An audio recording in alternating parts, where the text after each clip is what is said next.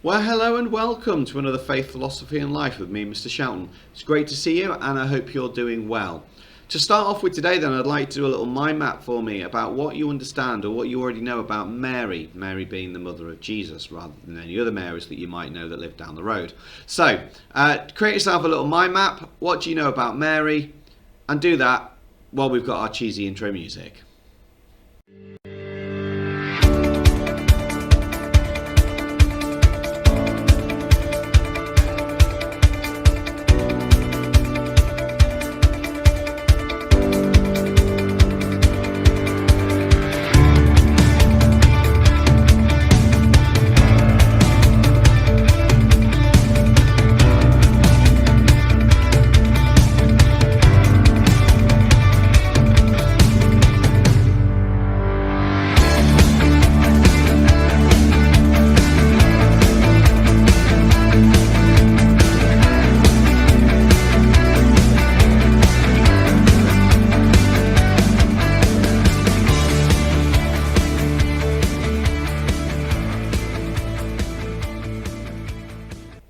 So our title today is Mary really that essential? Is Mary really that essential? Something that Catholics would answer yes, but Protestants would say no.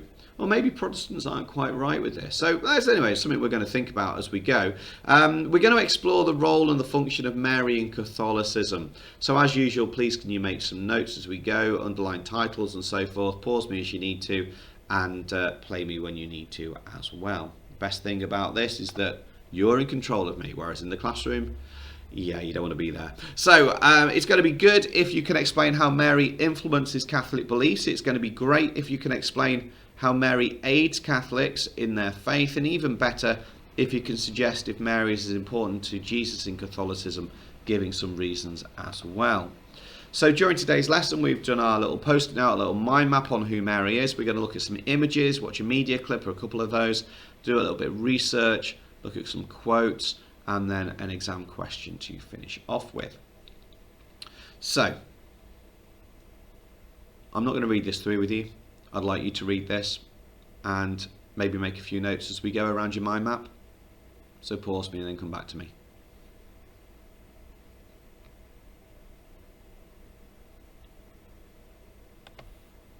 There's the next bit.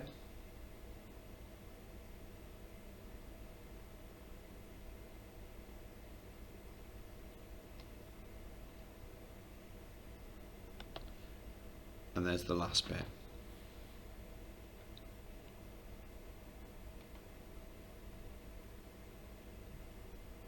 And it's really important actually at this point to talk about the assumption. I've written that word there, you can see that on screen.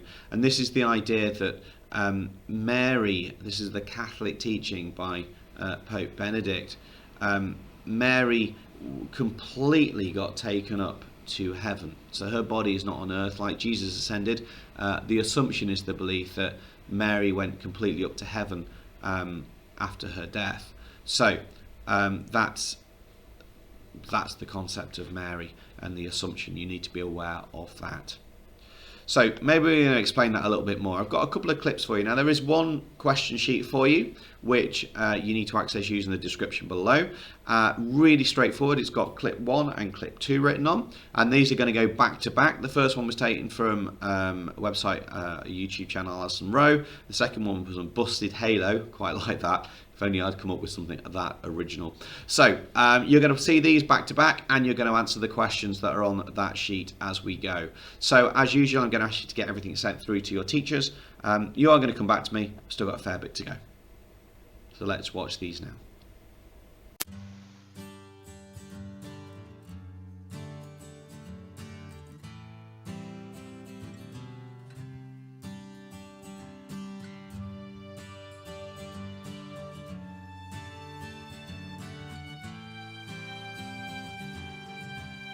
Why is Mary called the Mother of God? To understand this, let's first define what a mother is. A mother is a woman who carries a child in her womb and who gives birth to the child. A mother also gives some of her genes to her child, like her eye color or hair color. A mother also is a woman who cares for her child and raises her child as he grows. In all of these ways, Mary is the mother of Jesus. Mary gave birth to Jesus, and Mary also gave Jesus her human genes, like the color of his hair. Mary also cared for Jesus and helped to raise Jesus as he grew older. Mary loved her son Jesus deeply throughout his life. We must then ask, who is Jesus? We can learn about Jesus in the 4 Gospels in the Bible. In them we are told that Jesus was born in Bethlehem, and that Mary and Joseph raised him as he grew older in a town called Nazareth. Jesus showed great wisdom, even as a boy. When he was 12 years old, he was seen teaching the Jewish rabbis and scholars in the temple at Jerusalem. Jesus was a good man throughout his life, and he was a great teacher and a great prophet. He was also a leader, and Jesus was a miracle worker, healing the blind, the sick, and even raising the dead. And most importantly, Jesus is God, the second person of the Trinity, who united himself to a human nature, becoming true God and true man. And because of God's great love for each one of us, Jesus willingly suffered and died on the cross as a sacrifice for the sins of all of us. Then, because Jesus is God, he rose from the dead on the 3rd day, and he ascended into heaven. So we know that Mary is the mother of Jesus. And we also know that Jesus is God, which means that Mary is the mother of God.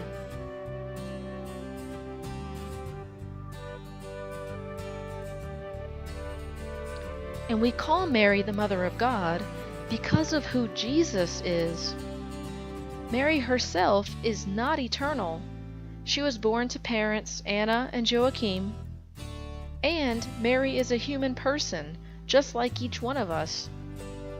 Mary is given the title Theotokos, which means God-bearer, and Mary is called this because she gave birth to Jesus, who is God.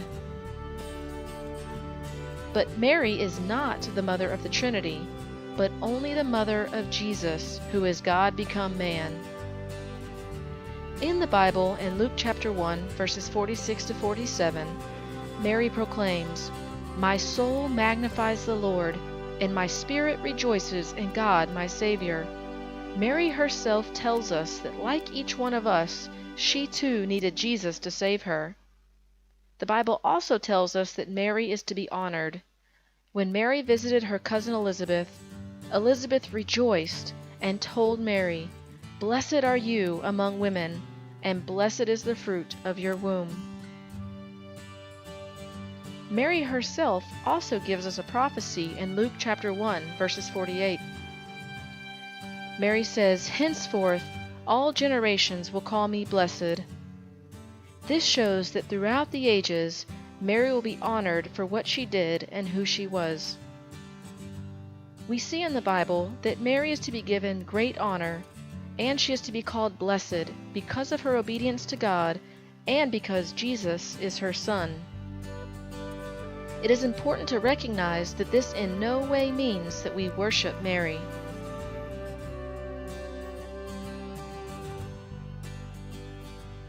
It is God alone whom we worship. And always and everywhere it is God alone who we give glory and praise. But the Bible does tell us that we are to give honor where it is due. In 1 Timothy chapter 5, verse 17, we are told that spiritual leaders are to be given double honor. And this includes faithful bishops, as well as faithful priests, and also pastors and others involved in spiritual teaching and guidance. In Romans chapter 13, verse 7, the Bible emphasizes that we are to give honor to those who deserve it, and this includes faithful spiritual leaders, but also those who are faithful and who do God's will. These are the holy men and women here on earth, but also all of the great saints of the Church who have gone before us, like St. Peter and St. Paul, and also like the Blessed Virgin Mary. And Mary was perfectly obedient to God's will. She is also a great spiritual model for us, as we should imitate her love and faithfulness to God. As such, we give Mary great honor and call her blessed. And Mary is the mother of Jesus, so we rightly call Mary the Mother of God.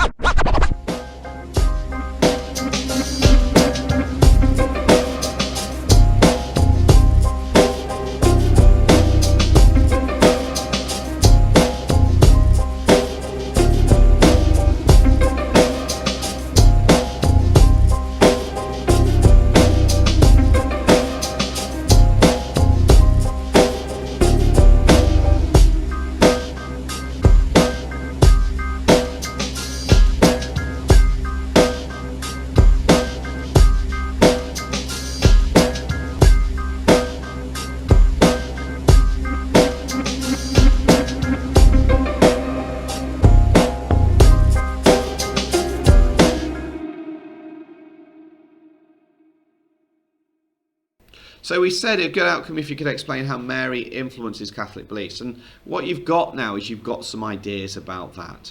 We said it'd be great if you could explain how Mary aids Catholics in their faith. That idea that Catholics pray to Mary because she's close to Jesus, so she can pass those prayers on, if you will, in the same way as one of my friends once described it to me, that you might ask if you want to get a message to someone, you're going to ask someone that they know to get a message to them if you can't speak to them directly, or you want to underline what you're trying to say. And is Mary just as important as Jesus in Catholicism? Well, this is something we're going to go on to think about. So, what do people say about Mary?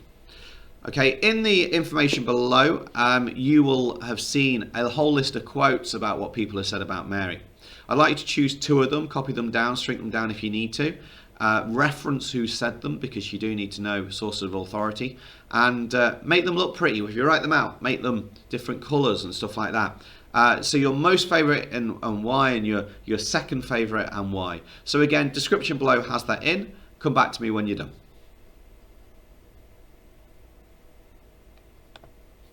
Okay, so we've done our Mary quotes. We're now on our exam question. Yep, it's a C1. It's worth 8 marks. Therefore, it is 8 minutes. You need 2 paragraphs. So you need 2 bits of information on this, basically. The question is this. Explain why Mary is important for Catholics. Explain why Mary is important for Catholics is worth 8 marks. So what you're going to do is you're going to answer using the words or phrases of this. You're going to maybe talk about the model of the church, and we've talked about what that means. You've seen that in the clip. Maybe the idea of Mary being the incarnation, and maybe a mediator as well. So give yourselves 8 marks. You need to put quotes, you need to put keywords in there, and then come back to me. Okay, so basically we've gone over our learning objectives quite a lot today. We've met our outcomes. Let's just check and give ourselves an even better if. First thing you need to do is to underline any keywords. If you haven't got any keywords, you're not going to be scoring above 2 marks. Simple as that. So Mary, Jesus, Bible, God, church, anything like that, mediator, all of those are religious key terms. Underline those now.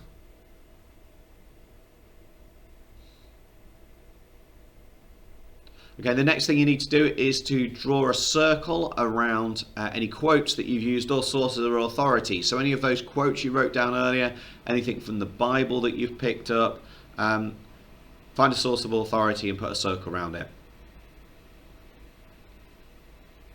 Okay, if you don't have a source of authority, you are not going to be scoring above 4 marks. It's as simple as that. You need to get a source of authority. And the next thing you need to do is have you explain that source of authority. Have you said what that means in your own words or how it relates to the question?